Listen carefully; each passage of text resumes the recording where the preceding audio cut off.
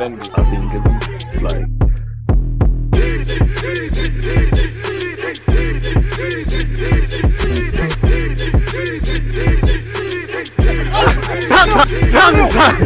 People deluded, I'm back again. Come on, Ian, bro. Come on.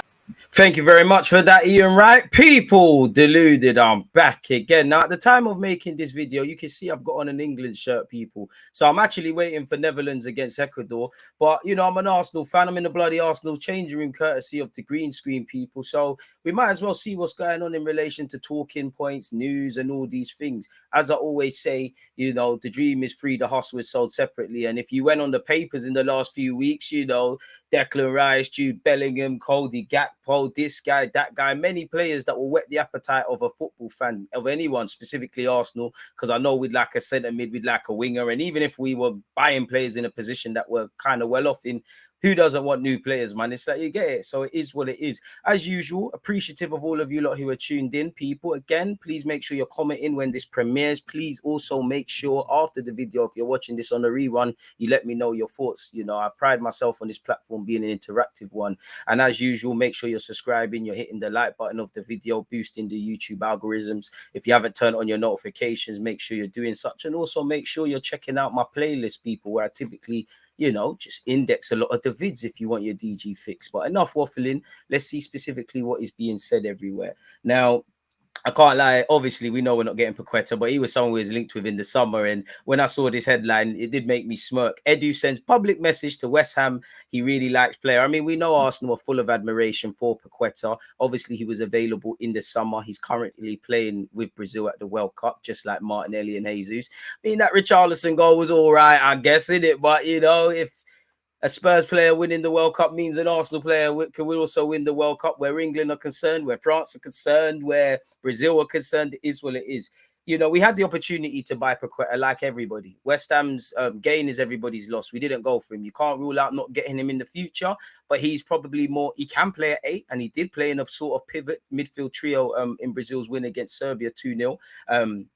But not that I'm not saying we couldn't want him or I wouldn't want him and all these things, but you look at the profile, different players, of course, but you've got Zinchenko, who can play fullback as well as midfield. You know, Zinchenko, Fabio Vieira, Martin Odegaard, Smith Rowe, who will be like a new signing when he's back and fit, and all these things in the second half of the season. Wonder for us Arsenal fans in Jesus. We trust in that regard, or whatever religion you lot follow. So yeah, Paqueta is a myth. You can't rule it out in the future, but it's a myth. You got more chance of us probably signing Douglas Luiz at Villa, who just signed a new deal. I bet you any money this is just in relation to Instagram. Oh, there you have it. I mean, he's bigged him up. Maybe Mikel Arteta and Edu are playing chess, not checkers, and you never know if he keeps developing. Obviously, West Ham will get big money for him, as they probably will for Declan Rice, but you never know. We all know Arsenal, Newcastle all wanted to sign the guy. We know Edu and Cole internally at the club are full of admiration. Obviously, Edu's Brazilian, so it doesn't have anything to do with Arsenal, isn't it? Like, he's going to big up all the Brazilian dons, much like the duo we've got here in this picture, who are representing Brazil at the World Cup. So that's that. We have been linked with Tossart, and let me know if you lot would take him at the club. I would. You know, I'd like to go for other profiles, but Premier League proven. He'd complement the squad well, experienced. You know, obviously Graham Potter and Arteta are two very different men, flexible in their approach to things, and I think Tossart would fit. You know, he'd fit Arsenal like a glove. He's an intelligent footballer. Obviously, against all the top 6, he seems to turn up. So the more players we can get on that, the better. He has an option of another deal, but he is contracted until 2023-4, I believe. But allegedly he's got another deal in his contract and for another year. His agent came out recently, check out my playlist, and said that he could have went to Arsenal before Brighton. But yeah, the 27-year-old's been in impressive form for Brighton, as he normally is. Allegedly, Chelsea have opened talks with him. As this article said, Arsenal are said to be admirers of the forward, who is currently with the Belgium squad. We've been linked with him, Rafinha, Pedro Neto, guys that have or currently play in the Premier League, people. So it is what it is, man. If he goes to Stamford Bridge, you know, it give them a good option for the squad and complement and things like that, and work under his previous gaffer. Allegedly, Mikel Arteta is in the sights of 2 clubs as his contract stance is revealed. Allegedly, I've done a video on this, kind of focusing a bit more specific on this, but he's drawing interest from Manchester City and Barcelona. Obviously, we don't know if Xavi is going to do the business at Barcelona or not. Obviously, Pep Guardiola signed a new deal at City, and he's actually been linked with Newcastle today. but he probably is not going to leave. But they're going to need the successor. And if Arteta keeps doing what he's doing at Arsenal, much like the young players on the pitch, they're going to draw admirers from all over people. So it doesn't really concern me. Obviously, you know, we've got to remember, as much as he's an Arsenal man, he didn't come through our academy or grow up in North London. It's essentially a job, and for players, for managers, you've got one life and one career to live. So if the time comes and he wants to do that, hopefully we've achieved what we want to achieve. Fair enough, you have our blessings. But that's where Mikel Arteta is concerned. That's my personal reading. You know, Reece Nelson's been given a lot of interviews, people.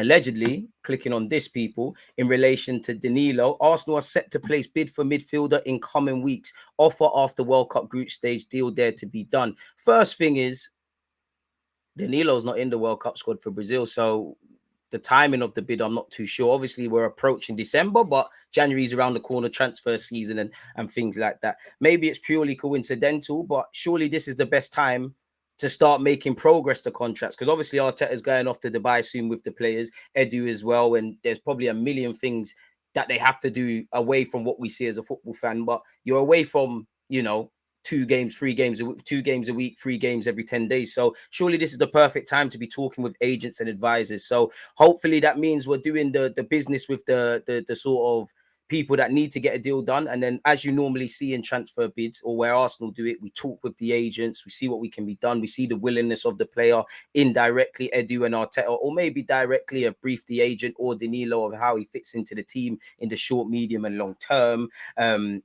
And things like that. Then when there's an agreement of such, again, in business, we've got to be careful. Agreement's a very broad term.